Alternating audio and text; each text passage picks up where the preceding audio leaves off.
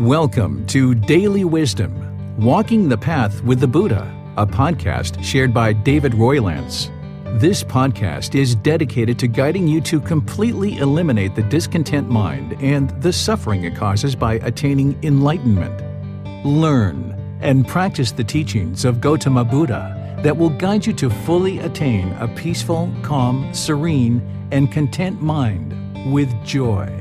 To support this podcast, visit patreon.com/support Buddha or visit buddhadailywisdom.com, where you will discover a full range of courses, retreats, and online learning resources to assist you on the path to enlightenment. Now, here's our teacher to share more.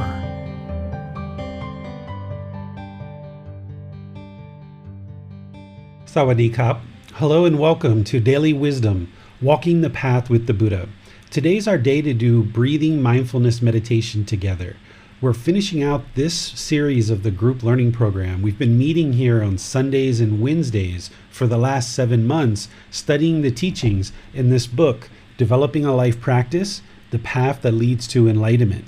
Each Sunday we cover a chapter in the book, and then on Wednesdays we come together for either breathing mindfulness meditation, loving kindness meditation, and we also teach Buddhist chanting as part of this program.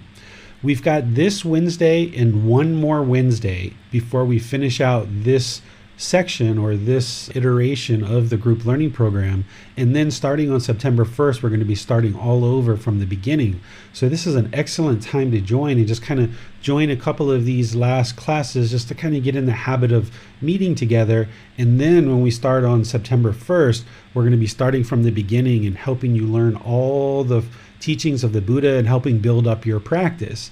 And then once you go through this 7-month group learning program, you have the option to take it as many times as you like, or we have another program called the Pali Canon and English Study Group, where we study 12 other books that are based on the words of the Buddha. And that's on Saturday at the same time, 9 o'clock Thai time. These two programs together with some personal guidance, you're able to build up your understanding of the Buddhist teachings and build up your life practice as well, so that you're gradually learning and gradually practicing the Buddhist teachings in daily life. And as you do, this path that the Buddha laid out to us, this path to enlightenment, helps to awaken the mind, where the mind is no longer experiencing any discontentedness. All discontentedness starts to diminish, and then when the mind eventually attains enlightenment, all discontentedness will be eliminated 100%.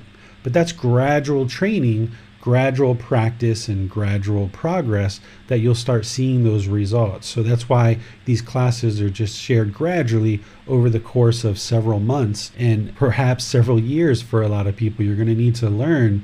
It's almost like another full-time job, but it's well worth it, because as you train the mind with this wisdom and with these teachings, as the mind gets to this enlightened mental state where it's peaceful, calm, serene, and content with joy, it's a permanent mental state.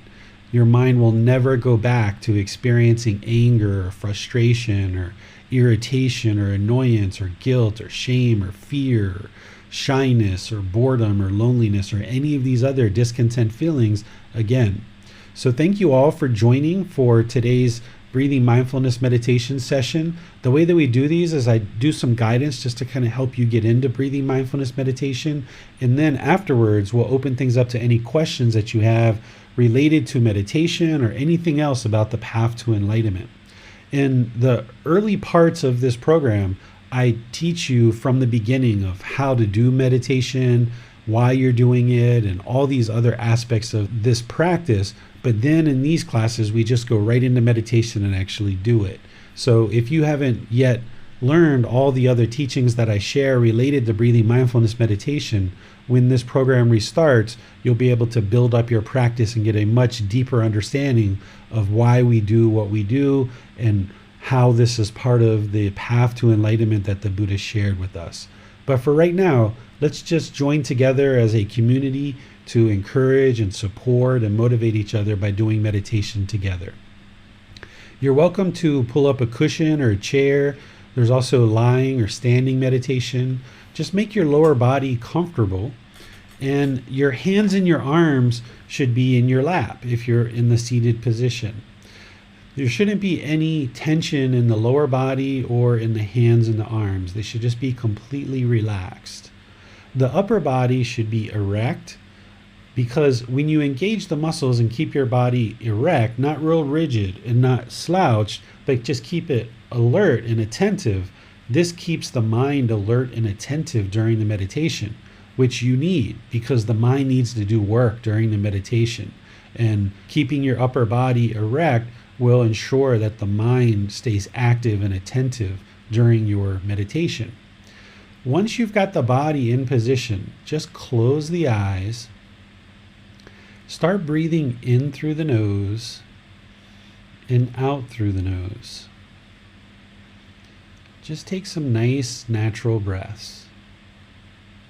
Breathing in and out. Your breath isn't going to necessarily sync up with the guidance that I'm providing, and that's okay because this is your own individual practice.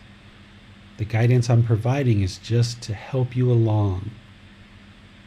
So you breathe in through the nose and out through the nose. Here you're just slowly establishing a natural breath. You don't want it to be forced or controlled. You're just interested in a nice gradual inhale through the nose, experiencing the full breath, and then an exhale through the nose, experiencing the full exhale. Breathing in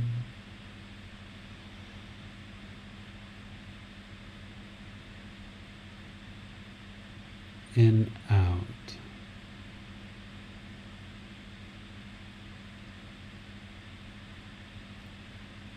Breathing in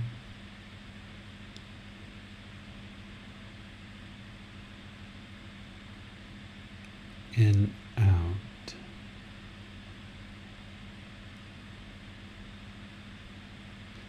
I'm going to do some chanting just to ease us into meditation, and then I'm going to come back with some more guidance to help you deepen your meditation practice. If you know these chants, you're welcome to chant along.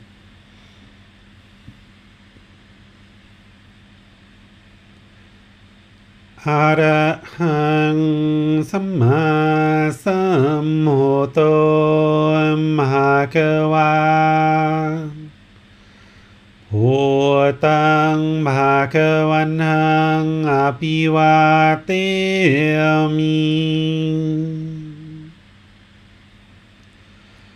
Savakato Bhagavata Tammo Dhammang Namasami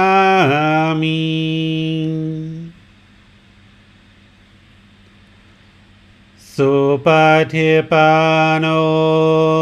Bhagavato Sāvaka Saṅgho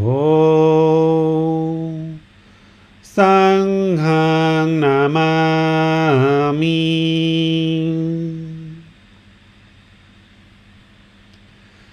Namo Tassa Bhagavato Arahato Samma Sambuddhassa Namo Tassa Bhagavato Arahato Samma Sambuddhassa Namo Tassa Bhagavato Arahato Samma Sambuddhassa Iti piso Bhagava Arahang Samma Sambuddho วิจาจารนังสัมโมโนสคาโตโรกาวิโตอนุเตโรปุริสาดามาสติสตาตาวามนุสนังพุโตภควาติ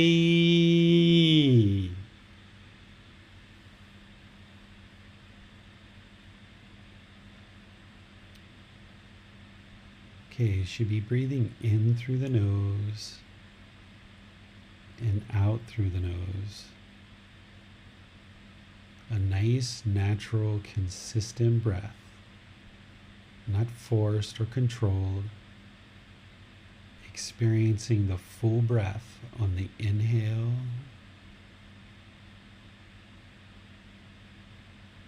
and the exhale.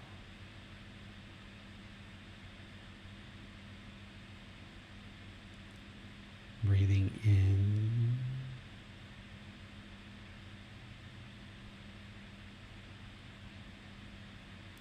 and out.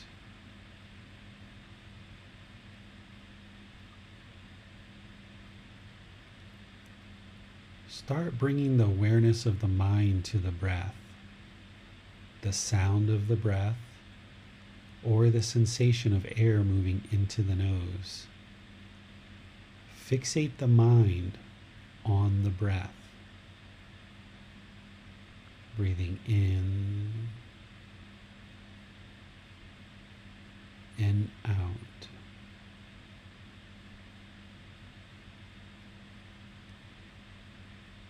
The breath is the present moment. The mind can reside peaceful and calm in the present moment.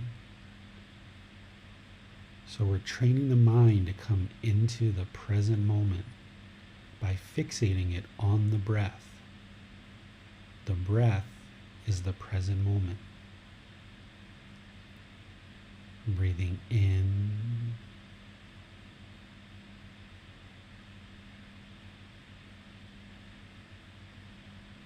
and out.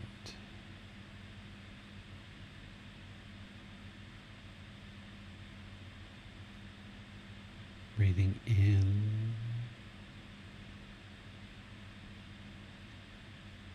and out. Whenever you notice that the mind is not on the breath, cut that off, let it go. Bring the mind back to the breath. Don't try to label the thoughts. Don't try to figure out where they're coming from. Just cut them off, let them go, and bring the mind back to the breath, the present moment. Breathing in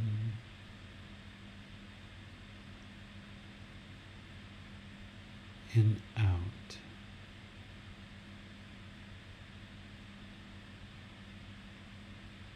As the mind wanders, you would like to notice that sooner and sooner to build your mindfulness or awareness of mind.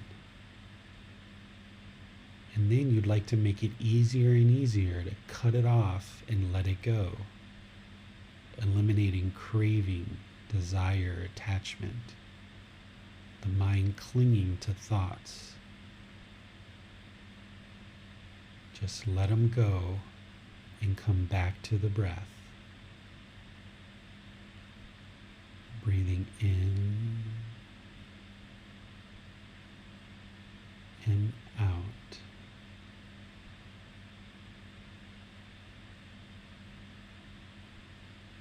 Breathing in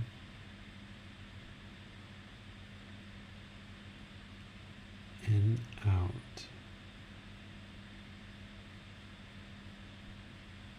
I'm not even interested in your mind holding on to this voice. So I'm going to be quiet and let you do this work, focusing the mind on the breath And when you notice that the mind's not on the breath, cut it off, let it go, and bring the mind back to the breath, the present moment. You have nowhere to go.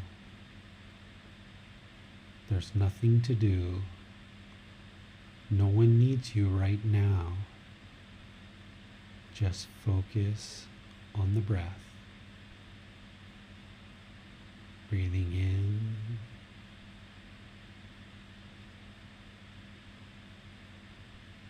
and out.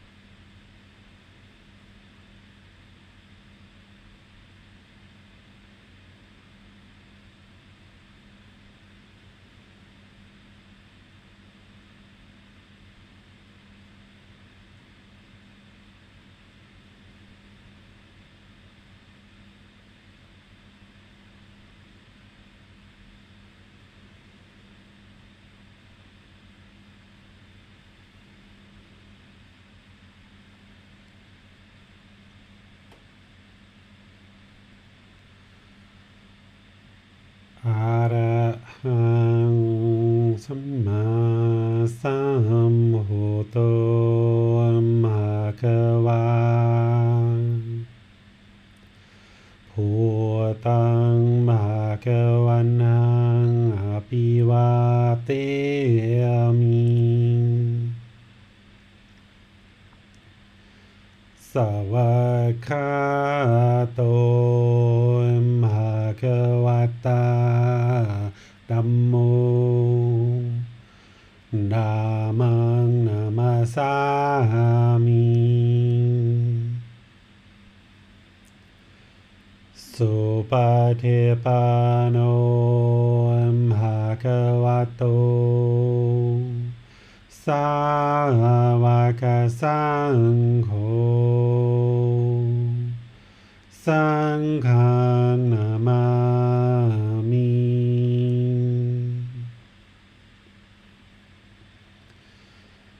นะโมตัสสะภะคะวะโต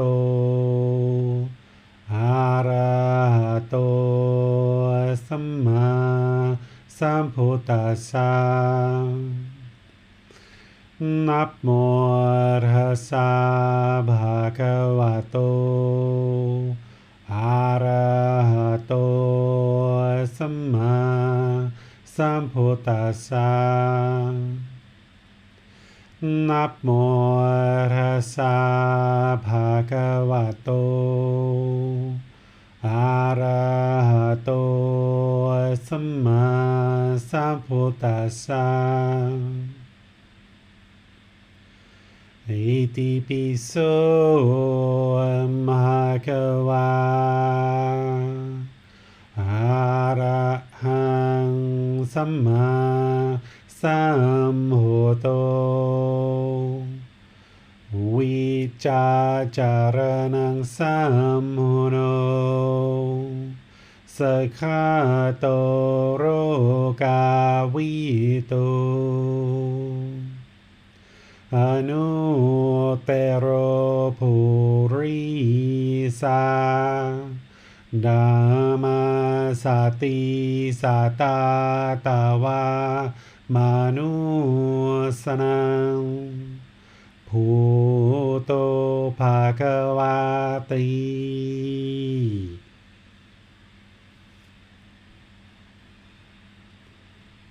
Okay, if you guys would like to slowly make your way out of meditation, our meditation practice should be about 2 or 3 times a day, building up to that, and about 30 minutes or more per session, again, building up to that. And as you do this 2 or 3 times a day for 30 minutes or more, you'll notice that the mind becomes more and more peaceful, more and more calm, because it's coming into the present moment. And you're building this awareness of mind so that in daily life, as the mind experiences any discontentedness, then you can cut that off and let it go more easily. But if you don't train in meditation like this, then in daily life, when the mind becomes frustrated or annoyed or angered or sad or bored or lonely or so excited and thrilled, you're not going to be able to be aware of it with mindfulness, and you're not going to be able to cut it off and let it go. So it's going to plague the mind for longer and longer periods of time. But by training the mind in this way, shorter and shorter periods of time, you'll notice that the mind's discontent, and eventually you get to the point where you've cut off the discontentedness so much that the mind will no longer experience the arising of any discontentedness whatsoever. But there's this gradual diminishing of it as you're walking forward on the path more and more. We come together like this to encourage each other, support each other, motivate each other. It's all doing our own independent work and our own independent practice, learning, reflecting, practicing, to include meditation. And even here today, even though we're together, we're all doing our own independent work. But by coming together as a group like this, there's some support there. You feel like, okay, there's other people meditating with me, and that can really help motivate your practice and move it forward, so that then when you're alone doing your meditation all by yourself, you feel that support and that encouragement that there's all these people all over the world doing the same things, meditating, working on their mind, working on their life practice. So let's go ahead and open things up to any questions that you guys have related to breathing mindfulness meditation or anything in this program whatsoever. We've got 2 more classes. This Sunday, we've got the frequently asked questions that we're going to be covering as part of our Sunday talk. And then next Wednesday, we've got our loving kindness meditation session. We're going to be doing that as a group. And then there's one more Sunday there where I put in the 5 hindrances to enlightenment. This isn't content that's in the book, the volume 1. It's not in there anywhere. It's in some of the later volumes, but in terms of volume 1, it's not in there. These are the 5 things that hinder people from attaining enlightenment. There's more than just 5, but these are the 5 biggest hindrances that you'll experience on your path to enlightenment. So I'm going to be explaining what those are and how to remedy them. So in reality, there's kind of 3 more classes after today. And then on September 1st, we'll be restarting from the beginning. So if you have any questions related to anything in this program or meditation or anything that you've been involved in with Buddhist teachings, in Facebook, YouTube, or Zoom, you can put that into the comment section. In Zoom, you can raise your hand to ask any question or follow-up questions directly. So I'll just turn the class over to you guys and see what questions you guys have. We spoke on Sunday about misunderstandings regarding the teachings, and I was wondering if there are any misunderstandings you've come across in regards to meditation with your students. Yeah, with meditation, some of the misunderstandings that I've seen is people feel like there's just one set position with the body that everybody needs to get into because the mind's craving permanence, and it thinks that everybody has to get in the exact same position, which isn't true because everybody's body's different because of impermanence. Some people can sit on the floor cross-legged, some people can't. And the goal isn't to train the body to be in any one particular position. The goal is to train the mind. So that's why the Buddha gave 4 different positions. So we shouldn't be forcing ourselves into any particular body position just because somebody else is using that body position. It might not be the right position for you. Along with that, some people feel that during meditation that if a pain arises in the body, that you should just push through it and allow the pain to come into the mind and just push through it. I don't agree with this because pain is a way to tell the mind something's wrong. Take action. So if you feel pain in your knee or your hip or your back or something like this, that's the body's way of saying, hey, can you make some corrections here? Because otherwise, all you've got in meditation is you've got pain, pain, pain, pain, pain, pain, pain, and you're not actually arising mindfulness. You're not training the mind to eliminate craving, desire, attachment. You're not bringing the mind into the present moment. It's just pain, pain, pain, pain, pain. So understanding that your goal in meditation is to train the mind, not the body, is really, really important. And also some of the other misunderstandings are some people feel that meditation is to eliminate thoughts. Meditation isn't to eliminate thoughts. You can't eliminate thoughts as part of a life. As long as you're alive, you're going to have thoughts. What you're doing in meditation is, in this particular meditation, breathing mindfulness, is you're bringing the mind into the present moment, developing awareness of mind so that you can practice those 4 foundations of mindfulness. And then you're eliminating craving, desire, attachment. So when the mind longs or yearns or lurches or grasps for something, you're cutting it off and bringing it back. As you do that, you'll catch the mind sooner and sooner that it's off the breath. As you develop that mindfulness, you'll catch it sooner and sooner, so you'll have more and more mindfulness. And by cutting it off and letting it go, you'll get better at letting go of the thoughts, so that in daily life you can then utilize those. I've seen so many misunderstandings related to meditation that it becomes more of the body, training the body rather than the mind. Here's another one that I just recalled, is some people feel like you need to learn 10, 20, 30, 40 different meditations in order to attain enlightenment, where the 2 primary forms of meditation the Buddha taught is breathing mindfulness meditation and loving kindness meditation. And as you guys know that are part of this program for a long time, is they address two of the major problems in the mind. There's those three problems: craving, anger, and ignorance. The breathing mindfulness meditation addresses craving. The loving kindness meditation addresses the anger. And then, of course, developing the wisdom addresses the ignorance.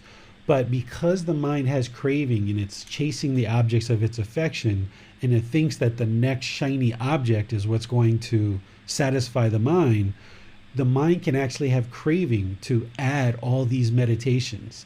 That I want 5, I want 10, I want 20. What's the next one? I want to try this app or this guided meditation or this YouTube video or this or that or this. And the mind's just longing for more and more meditation styles. When in reality, the Buddha only taught 2 primaries, and then there's 2 kind of secondary that not everybody will need, but they're there. So there's kind of like 4 real meditations that the Buddha taught as part of his path. But the mind having craving, desire, attachment, it's oftentimes looking for the next shiny object. What's that next meditation that I need to learn? Some others that I put in the volume 1 book, not as a misunderstanding, but just as a clarification, is setting an alarm for meditation. Now, sometimes people have to do this in the morning because they're on their way to work and they only have a certain amount of time, or at lunch, they only have a certain amount of time.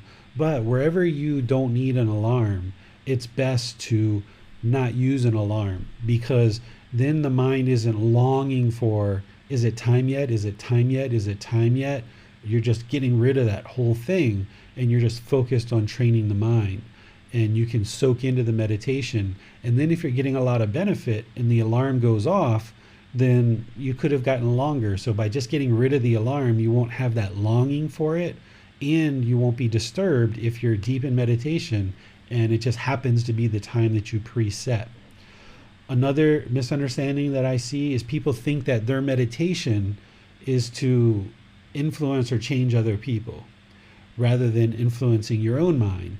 Just like some people will pray and think that their prayer is benefiting somebody else, because people come from a background of praying in some cases into meditation, they think, oh, this meditation thing is just like prayer. So they end up taking meditation, like, for example, loving kindness meditation, and they think that the goal is to change other people through your meditation, when in reality, it's all about your own practice. It's all about improving the condition of your own mind. Another one is that sometimes people think that when you meditate, you should just be able to meditate and go outside and everything's perfect. And this also comes from some traditions that people maybe learn that, okay, as long as you pray and as long as you believe, then you go outside and everything's perfect. But in reality, meditation is just one component of a larger life practice, that you need to use your meditation to train the mind, but then you need to practice the entire Eightfold Path throughout your day in order to improve your life practice. These are some of the real common ones. Some people think that all you need to do is meditate, and that's all you need, and you can attain enlightenment. Just meditate, meditate, meditate. They don't realize there's this whole path of things that you should be doing outside of meditation in order to train the mind. There's just so many like that. So in the book, that chapter about meditation is probably one of the longest chapters in the book. And based on the misunderstandings that I know, I didn't say like, this is a misunderstanding, this is a misunderstanding, this is a misunderstanding. I just taught the way that I understand meditation to be, in the way that I understand Gotama Buddha taught it. And then what you've got in chapter 11 is just a real laying down of teachings of this is the way meditation should be done. And then in volume 7 of the Words of the Buddha book series, this has a consolidated version of all the Buddha's teachings around meditation to show you that what I taught in chapter 11, it's all supported through his own words. And now I'm explaining not only in chapter 11 in volume 1, but also in volume 7, all the teachings that the Buddha shared, the primary ones about meditation and why he taught it the way that he did. So these two together, you should be able to have a really well-developed meditation practice, but understand that meditation isn't the only thing, that you need other aspects of your life practice to fully train the mind. Thank you for those reminders, David. This certainly seems like a topic that we could probably talk about for hours. Yeah, the more that you understand the Buddha's teachings and the more you practice and see what's working, right? That's where you determine the truth. Is that when you learn something from your teacher, you don't believe it, you go out and practice it. And then when you practice it and see it's working, you know it's the truth. And then when people are trying to share with you, like, oh, you need to do this, or you need to do that, or you need this, or you need that, or this is how you do it. If you have already learned the truth and you've practiced it and you see that it's improved the condition of your mind becomes unshakable. That when someone's like, oh, do this, or do that, or do this, or do that, you know the truth. And you're not swayed by all these other opinions because you've developed a practice to discover the truth. That's what a practitioner is really doing, and that's why we call it a practitioner, not a follower, right? That you're not following me, you're not following these teachings, you're practicing them to see if they work or not. And then what you do is you develop this ability to take in information from a book or from a talk like this or from a teacher. You take in that information, you say, all right, I'm not going to believe that. Let me go over here and see if it's true. And you kind of go into your little laboratory, which is in this case meditating. You meditate and you do it the way the teacher says for a few days, a few weeks. Did it work? Is it helping? And if it is, then you know that's the truth. And that's the real way to meditate because it's improving the condition of the mind. But if you learn something from a teacher and you go over here and you use it and it's not working, well, then you go back to the teacher and you say, hey, this isn't working for me. I would like to confirm that I'm understanding it. And then you confirm your understanding, get some clarification. Okay, go back over to the lab, work on it for a little while. And then, oh, now it's working. Okay, now I got it. But if it's not working, then you know that's not the truth and you can disregard it. But don't do that until you take the time to confirm with the teacher that you fully understood what they're sharing. Thank you. Let's go to Donnie now. Hi, Teacher David. I would like to ask, during meditation, are we actually still aware of our surroundings, assuming if somebody comes in, calls our name, or somebody opens the door? That's not your goal. That's not what you're attempting to do. Instead, you're focused on the breath. But if you're focused on the breath and somebody opens the door, you might be aware of it, but then you can make a choice, cut that off and come back to the breath. For example, like I meditate in my room a lot, and every once in a while my son will come in while I'm meditating. I'm aware that he's opened the door, and he may even say a few words, not realizing that I'm meditating, but I just stay focused on meditation. And if it's something life-threatening or something urgent, I'll know that by the way that he talks. And if it's not, he'll just make his way back out of the room. So you're not trying to be aware of somebody coming into the room and calling your name. But if it happens and you are aware of it, that's fine. But I would suggest just bring the mind back to the breath and keep staying focused on the meditation. Because one of the things that you're doing throughout your day, and you train this in meditation, is you're training the mind to be unaffected by forms that you see, by sounds that you hear, by odors that you smell, flavors that you taste, by physical objects that come in contact with the body, or mental objects that come to the mind. These are the 6 sense bases. What you're trying to do is you're trying to not allow any kind of inputs into these 6 sense bases to disturb or disrupt the mind. So this is why way back, I think it was this iteration of the program, at the beginning, like I was meditating and there's like a fly going around in the room, and sometimes they'll land on your head and walk around or come to your nose and walk around. This is really good to assist you in meditation, that stimulation on your skin. You can train the mind, just focus on the breath and just be unaffected by that stimulation on the skin, or the sound of the fly in the room. Vroom, vroom, vroom. Train the mind to be unaffected by it. And when you can do this in meditation and you can focus on the breath being unaffected by these inputs into the senses, then when you're in daily life, you will find that you can also be unaffected by things in daily life as well. if you use these different events in your meditation to be unaffected and train the mind to be unaffected. I see. So when we are meditating, if we are aware of the things, our surroundings, it doesn't mean that we are not meditating correctly. It just means that we are aware and we choose to whether or not we allow them to affect us during our meditation, right? Exactly. You got that 100% correct, Donnie. And thank you, Teacher David. Yep. We have a question on YouTube now from Tricia. When in meditation and the body feels thirsty or other things, should one push through, or is it wise to stop, take a drink, and continue to meditate? Is it wise to break meditation?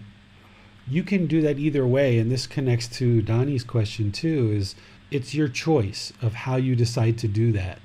As you're developing your mind, if you can get to the point where you realize that taking a glass of water and sipping that now or sipping it 30, 45 minutes from now when you stop meditation, it's not going to change anything in your life. Sure, the body's thirsty, but if you can cut off that thought and bring it back to the breath, that will actually help you. Because I remember the old days, as soon as I would start getting hungry, I would be grumpy. I would be irritable. Anybody that was around me, I really, got hungry. And it's because the mind wasn't comfortable with that impermanence of sometimes you're going to be hungry, sometimes you're not. The body's going to experience this throughout life. And it was almost like an excuse to be grumpy. That's kind of how I was brought up. When you're hungry, you're grumpy, and that's acceptable. And people just have to get used to it.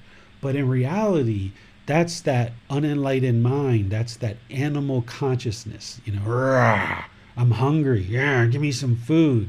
That's what lions and tigers and bears and snakes and dogs and other animals do. As humans, we can actually train the mind to overcome and transcend these things like hunger and thirst and people walking into a room or calling our name. It doesn't mean we have to. It doesn't mean we're required to. And I definitely don't suggest you do it for weeks, right? Where you're like trying to avoid food or water.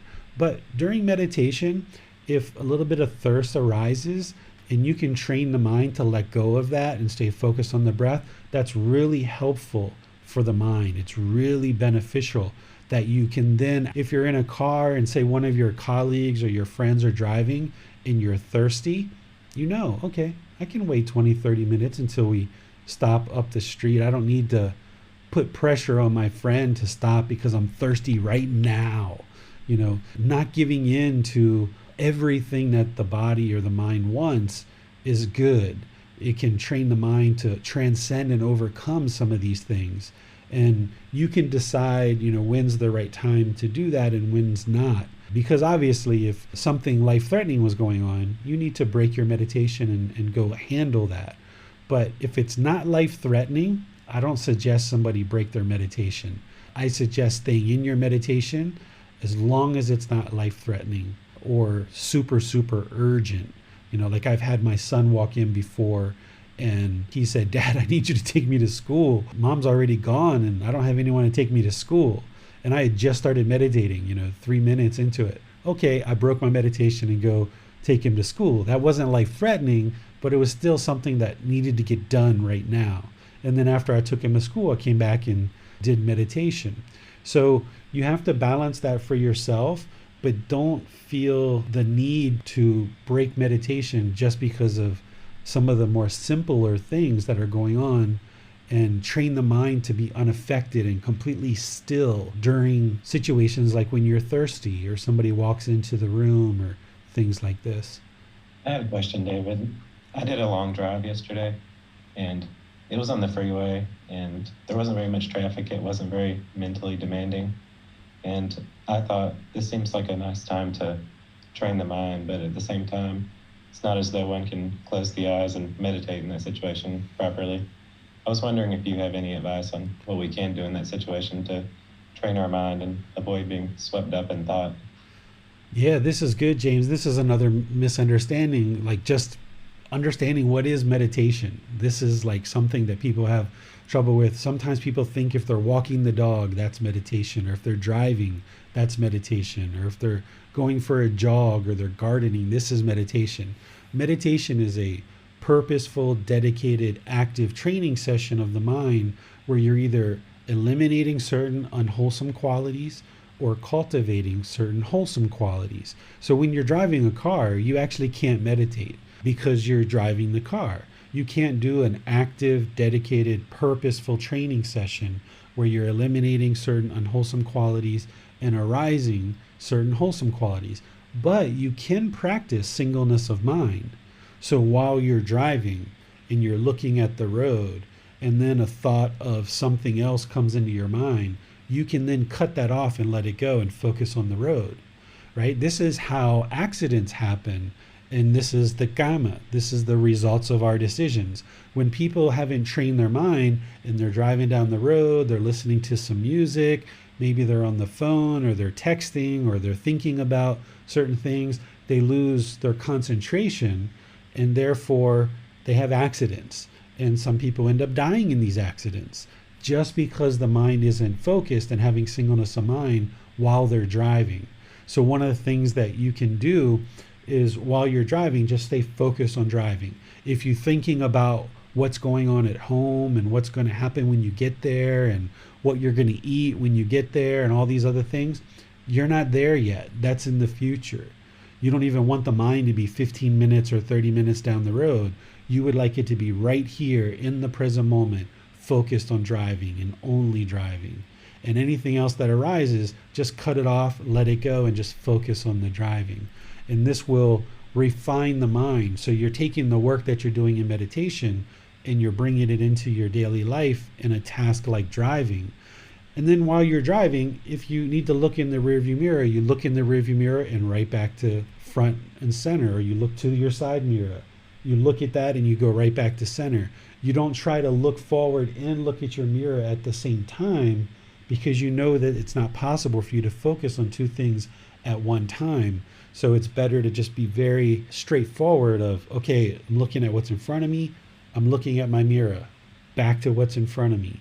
Looking at the side mirror, back to what's in front of me. So this is how you train the mind to have singleness of mind and getting to the point where the mind's comfortable not listening to music while driving, even though at one time in my life, I kind of looked forward to driving because that's the time where I got to listen to music and that was an ideal time to do that. Now, I don't listen to any music at all while I'm driving. I just stay focused on the driving and 100% focused on the driving.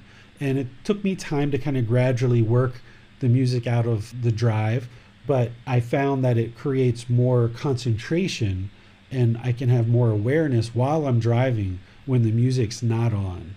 Because we tend to put on music when the mind is bored. The mind is bored or the mind is lonely. So we want to have this little bit of noise, this little bit of chatter, this talk show or this music playing in the background to kind of occupy the mind. But what you're trying to do is you're trying to train this mind that it doesn't need anything at all to be peaceful, calm, serene, and content with joy. There's going to be things in our life. We're going to have life partners. We're going to have children. We're going to have work. We're going to have a house. We're going to have different things like this, certain hobbies and activities that we're involved in. But when you're in meditation, doing breathing mindfulness meditation, and you're focused only on the breath, you're training the mind to be peaceful, calm, serene, and content with joy with nothing at all, just the breath. And now when you go into daily life, if you start filling up the mind with music and talk shows, you can do those things, but do them as individual things. You know, if you're sitting down and you would like to take in a talk show or a podcast or some music or whatever, do that. But when you're doing something already like driving and you turn on the music, this is just kind of occupying the mind. You would like to get to the point where the mind doesn't need that.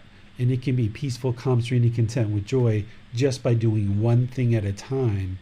And see that as valuable. See that as important. See that as beneficial. See that as you actually being more productive and more beneficial to you by focusing on just one thing at a time. What we've been taught a lot of times is that the more things you can do, multitasking, this makes you a better person. This makes you more productive if you can do 3, 4, 5, 6 things at a time. But that's why a lot of people have overactive minds, because the mind can't do more than one thing at a time. It's literally impossible for the mind to do more than one thing at a time. So when we try to do 3, 4, 5, 6 things at a time, what we're actually doing is we're training the mind to cycle from this thing to that thing to this thing to that thing. And 6 things, we're doing them so rapidly and so close together. The mind has this delusion or this ignorance that it's doing 6 things at a time, but in reality, it's just doing one thing, and it's rapidly switching to the next thing so quick that it thinks it's doing 2, 3, 4, 5 things at a time. So what it's doing by multitasking is training your mind to be overactive and constantly switch from thing to thing to thing to thing to thing to thing to thing to thing. So when you're driving and you're listening to music, the mind's having to switch back and forth like this constantly rather than just do one thing at a time. And when you train it this way, then you really reap the benefits of having that concentration and that clarity of mind in all parts of your life. And you actually become more productive because you don't have to clean up all the mistakes. When you're trying to do multiple things at one time, you're tripping over your feet and you're making mistakes along the way because you don't have clarity and concentration in your decisions. And then you might be making 80% of your decisions good or wholesome, but then there's that 10 or 20% that you're kind of tripping over your feet. And now it takes more time to come back and clean that stuff up later. When if you would have just done one thing at a time, done it really well, and now it's over. Okay, I've done my drive, 15 minutes, 30 minutes, an hour. Wow, I really reaped the benefits of that drive. Now I'm off to the next thing. Oh, spending time with the wife. Oh, this is great. Talk to the wife, spend time, you're engaged with the wife. You're not thinking back to the drive, or you're not thinking forward to the next thing you're going to do. You're just engaged in that conversation with your wife and reaping the benefits of having that closeness and that good in-depth conversation that she feels like you're really listening to her and she's listening to you because you're listening to her, and you build this closeness. And then when you're away, okay, now I'm focused on that. And then you get benefit out of each individual thing that you're doing, whether it's with your children or your partner or your work or your drive to work. Each individual thing you just do with clarity and concentration. Thank you, David. That's a very nice explanation of how we can build mindfulness even outside of meditation. Exactly. And that's where you've got to bring this practice as part of your life practice. It's not just meditation. Just like a star athlete trains in the gym and trains their sport, they train and train and train and train and train, so then when they go to the competitions, they can perform. It's the same thing. Your meditation is just train, train, train, train, train, train. So then in daily life, every day it's not a competition, but that's your event. That's the event you've been training for in meditation, is that when you come front and center with that angry, hostile person, can you practice loving kindness? You've been cultivating it in meditation all these weeks, but can you practice it through your intention, speech, and actions in the heat of the moment? That's your event. Or you've been training this singleness of mind, this mindfulness, and this cutting off of thoughts and bringing the mind back to the breath. So you train that in meditation, but then can you do that when you're taking that long drive? Can you maintain that level of clarity and concentration? That's your event. Perhaps that's another misunderstanding with meditation, that it's not just this time where we feel pleasant and have this pleasant experience, but it is a training ground essentially.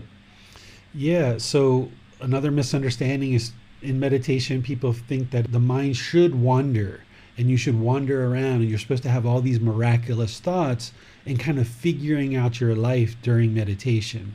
But that's not what meditation is for. In meditation, you're training the mind, you're refining it, you're optimizing it. You're getting this clarity, you're building these qualities of mind that we talk about. Mindfulness, eliminating craving, desire, attachment, bringing it in the present moment. You figure out your life, during daily life. Another misunderstanding is people think that if you have a thought in meditation, you should label it and, thinking. This isn't getting rid of the craving, desire, attachment. Some people think that if you have thoughts during meditation, that you've done something wrong. You should feel guilty or shameful that you've actually had a thought during meditation. That's not true either, because you can't eliminate thoughts. There's just constant misunderstandings as part of meditation. Some people think that if your mind is busy during meditation, you're no good at meditation, so therefore you shouldn't do it, right? But if your mind is busy during meditation, that's all the justification and the reasons why you should be doing meditation. So there's lots of things like this that when you start learning with a teacher and somebody who's practiced closely, you can get the clarity of, okay, what should I be doing? And then you can work on that. Don't believe it, but work on it. And then you can make real progress. When you're out there on your own with no teacher, no resources, you're not really sitting with people who have really done the work on their own mind, then you're just kind of like wandering around trying to figure out, what should I do? How should I do it? What's the best way? Should I believe this? Should I believe that? What should I believe? It almost becomes this very mystical, magical thing rather than, let's get the work done. And once we get the work done, then we can move off into the next thing in our day. Thank you, David. Let's go to Basim now for our Zoom questions. Thanks, James. We have a question from Eloz. She says, what's the best way to help one remove negative thoughts from our thinking? That's what this entire path to enlightenment's for. There's many different aspects of this path that once you decide to restart the program, I think, you're coming in kind of at the tail end of the program here, but once you restart and you hear the Buddhist path, and I can build it up for you piece by piece, and you see it as a whole comprehensive practice, that's what this whole path is for. So there's not just one thing that I can say, okay, do this, and then that's going to eliminate your negative thoughts or unwholesome thoughts. Meditation that we're doing today is one component of it, but there's many other components that I will build up for you as part of you reading this book, as part of you being in this program. Each week, I will help you to see more and more clearly what's the problem of why the mind has these negative thoughts and what's the solution. And then when you start implementing the solution and you start seeing the results for yourself, then you'll know that it's the truth, because you'll gradually implement what I'm sharing with you and you'll see the condition of the mind gradually improve. But to be able to answer that question, it would take me 7 months to be able to answer that question. So if you're going to restart the program, you'll be able to get insight on how to build up your practice to eliminate negative thoughts.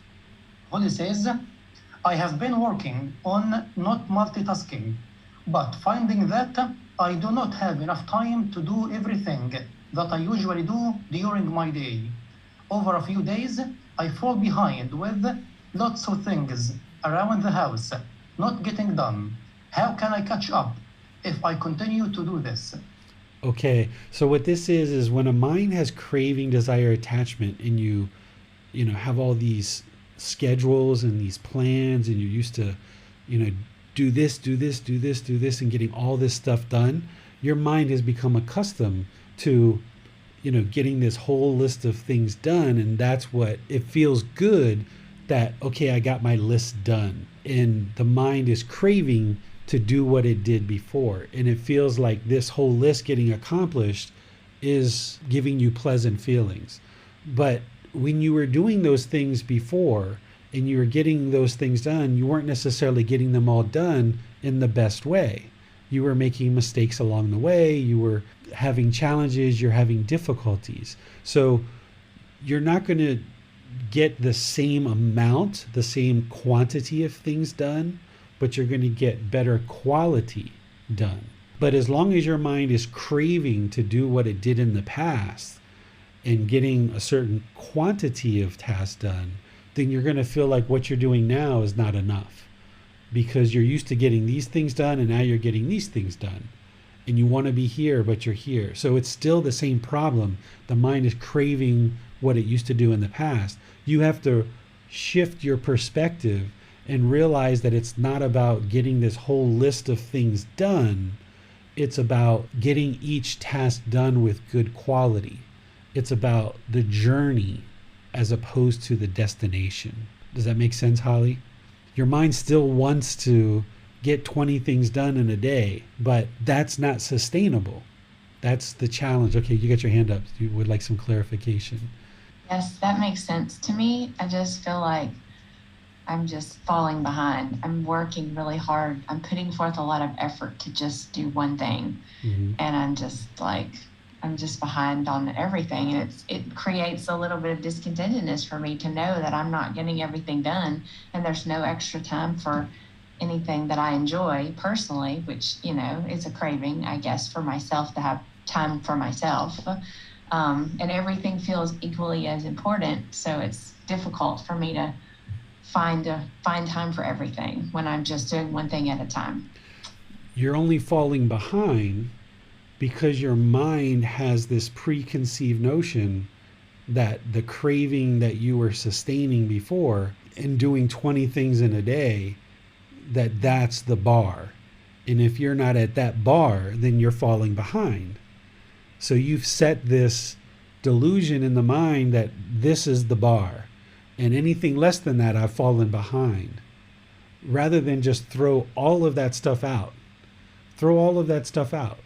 Because whatever the mind thinks is the bar, and you've set that bar, you're not going to be able to meet that permanently. Let's just say that you never found this path to enlightenment. And let's just say that bar that you've set where your mind has been craving, trying to get all those things done. As the body ages, the body and the mind's going to slow down. You're not going to be able to get all that stuff done and sustain that throughout your life anyway. So this is where the mind feels it's deficient. It feels like I'm not accomplishing all the things that I accomplished because I'm used to getting all these things done. But you've got to throw away those false parameters, those lines that you've drawn in the sand and said, okay, this is what it means to get things accomplished. And if I don't get that, then I've fallen behind. Just throw that away and just wake up and do the things you need to do in your day, doing one at a time. And whatever you get done is what you get done. But as long as you have this preconceived notion of what should be done, then you're always going to feel like you're behind. But that's not sustainable. Right. Okay. I've been contemplating about getting rid of my to-do list, but then I had a day where I didn't look at my to-do list and I was just doing what I saw needed to be done and focusing on that one task. And I ended up forgetting a whole bunch of stuff that was really necessary. Like I was supposed to take my kid to go get a haircut and we completely missed the appointment because I totally forgot. So my mind is not remembering things that are important. But was that the end of the world when you missed the appointment? No, I felt bad about it because we were supposed to do that, but no, we got it done the next day, so it was okay. Yeah, there you go. I remember when I lived in America, and I have been looking about maybe possibly taking my family to Disney World for next summer or something like that. And I saw that people book dinner reservations at Disney World 2 to 6 months in advance. Mm-hmm. And I was like, oh my goodness, people book that far in advance. Like they know what they want to eat and what time they want to eat and what restaurant they're going to eat at 6 months in advance. I remember in America how things used to get scheduled out in advance. And like, for example, we had massage shops at one time and customers used to schedule, 6 months in advance their massages. Like everybody's scheduling everything. So your mind's used to that. Is schedule. And if you miss an appointment, we're made to feel bad. We even have no-show fees, right? For some doctors and massage places and stuff like this, or reservations. If you don't show up, they'll charge you a fee for not showing up. Where you can continue on that rat race if you want, or you can choose to unplug from all that and be like, you know what? I'll schedule a few things because that's what I'm interested in. I need to get these things done, and that's just the way American culture is. But if you keep running around with a to-do list and scheduling everything, you're not going to permanently be able to meet all of those appointments anyway because of impermanence. It's not possible. So even though now your mind isn't used to memorizing or remembering certain things, and okay, we didn't do it today, so we do it tomorrow, that's okay. You just have to get comfortable with not conforming to this culture of massive scheduling and be made to feel bad if you don't show up for something. You know, it's actually good for your son to have an appointment to get a haircut today, and oh, we didn't make that. Okay, well, let's do it tomorrow. And that's okay. That's not the end of the world.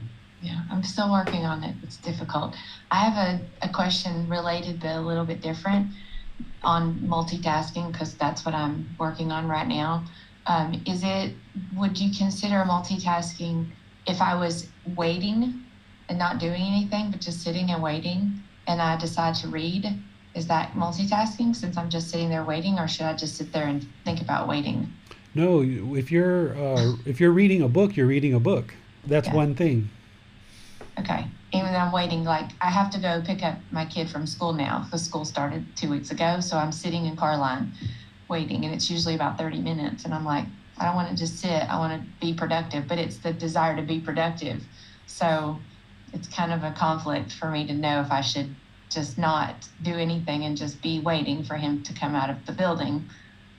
There's nothing wrong with reading if you're waiting somewhere for 30 minutes. Instead of wanting to read, I have an interest to read.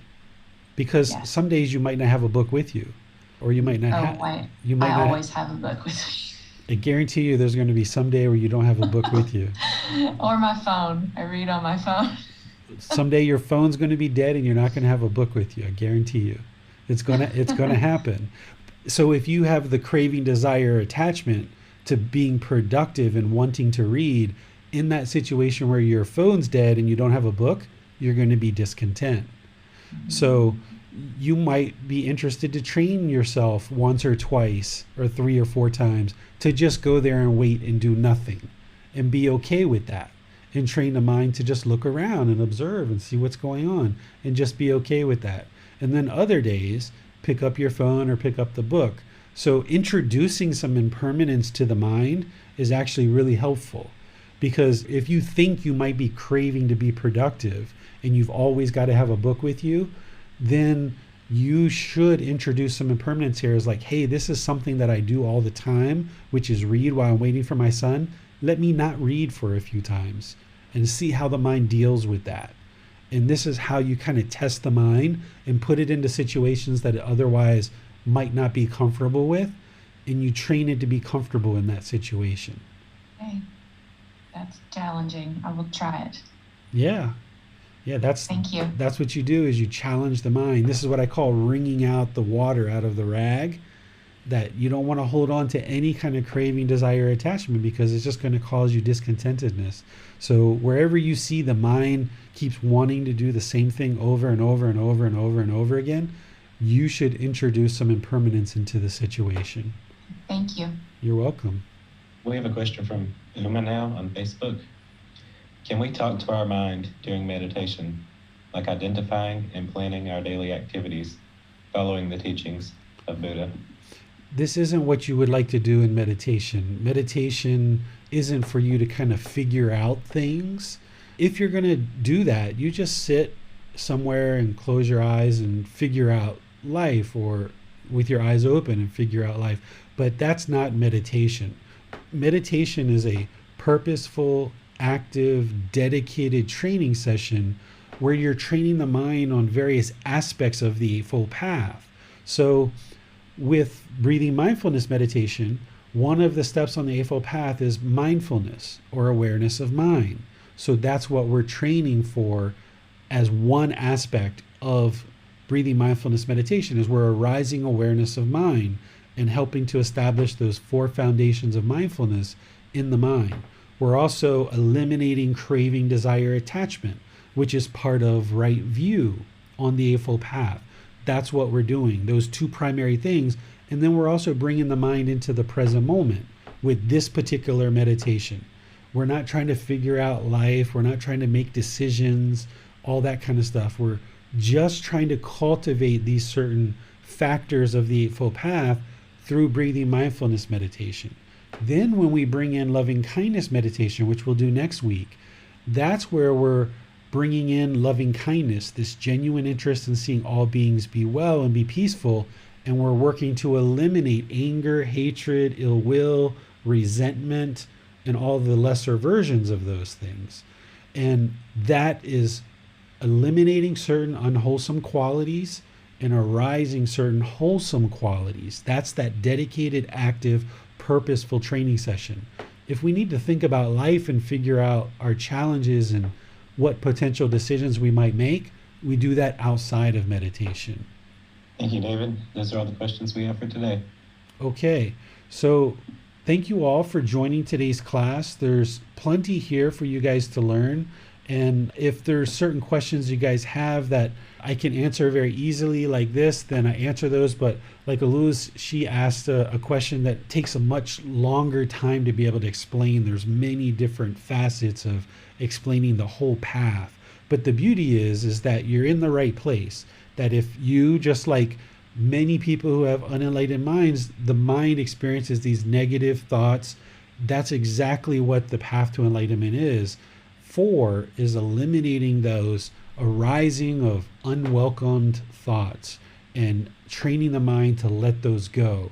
But it's a very comprehensive path that one would need to gradually learn, gradually train their mind in those, gradually practice.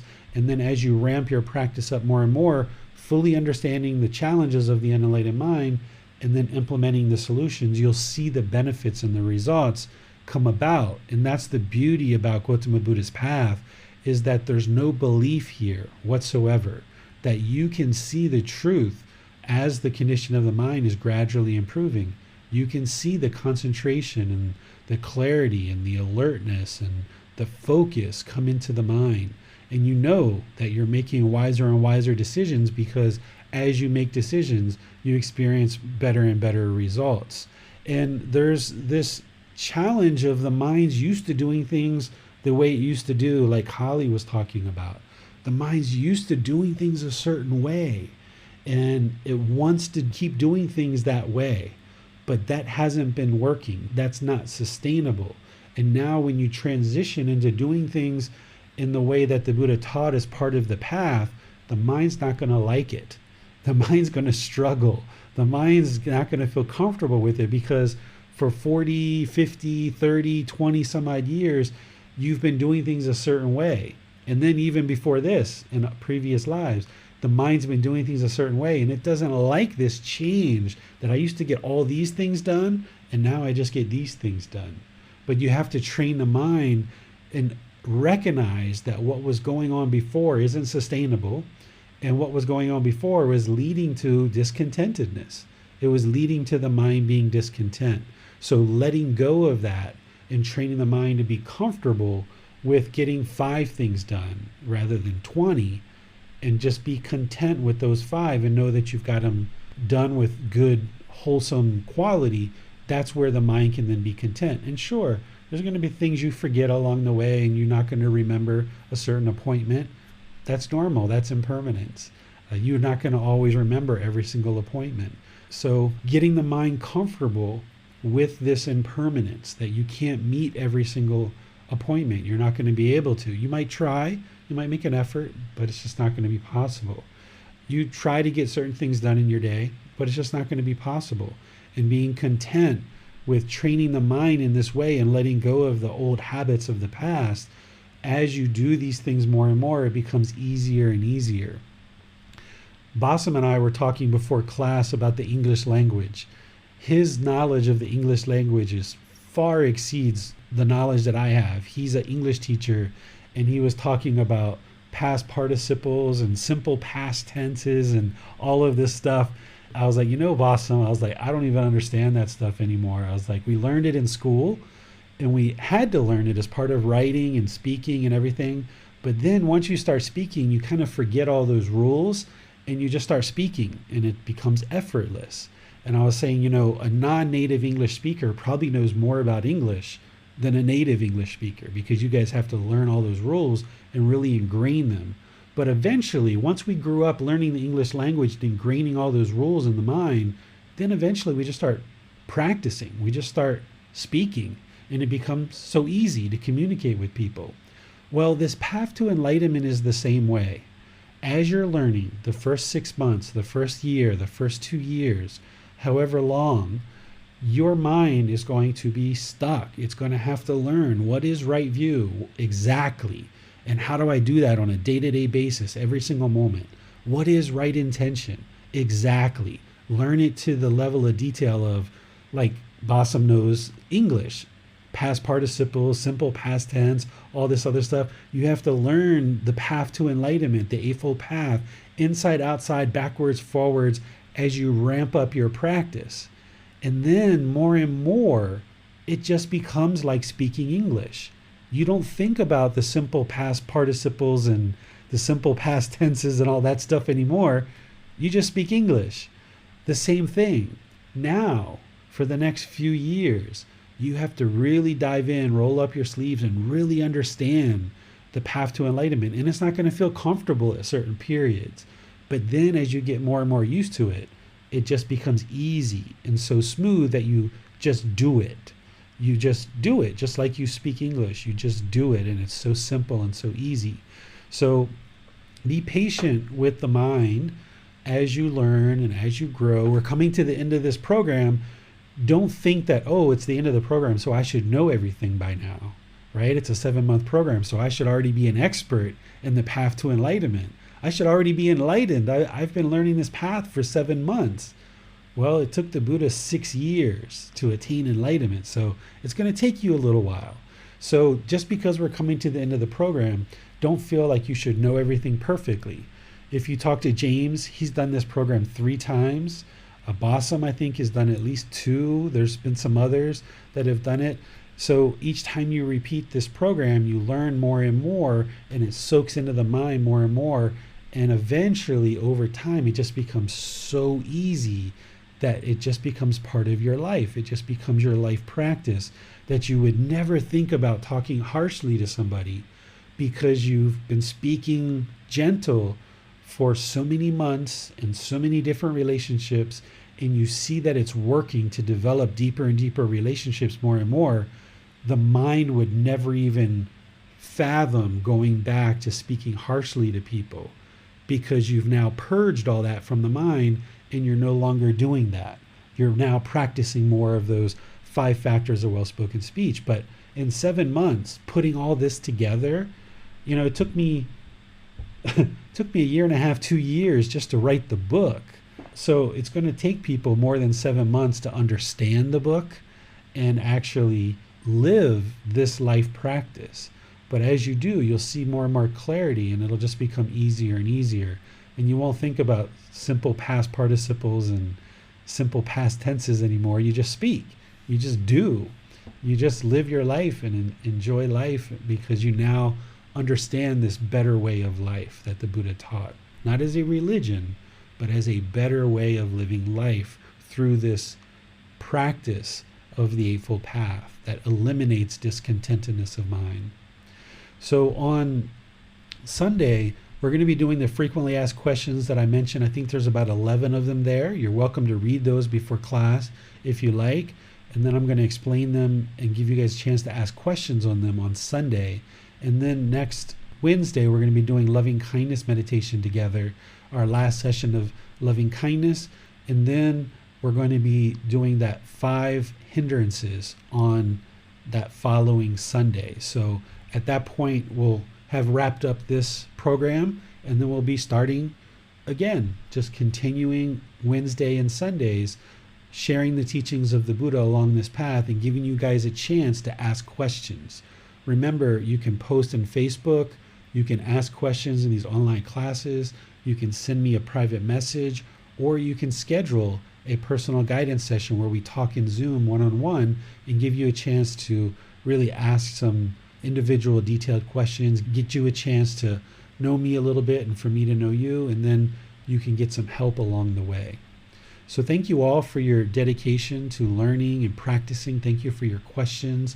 I really appreciate all that you're doing to build up your life practice, because the more that you learn and practice these teachings, your life gets better. The people around you, their life is going to get better because you're not going to be putting out as much harm. And then all of humanity, slowly but surely, more and more people practicing these teachings will all be doing less and less harm in the world, producing more and more wholesomeness in the world. So thank you all for your efforts in doing that. I'll see you in a future class. Sawadee ka. Thank you for listening to this podcast. To provide support for this podcast, visit patreon.com/support Buddha. To access more teachings, visit buddhadailywisdom.com. There, you will discover a full range of courses, retreats, and online resources to assist you on the path to enlightenment. Remember to establish a daily, consistent meditation practice, along with learning and practicing these teachings. A well-developed meditation practice is the foundation in which to train the mind to attain enlightenment.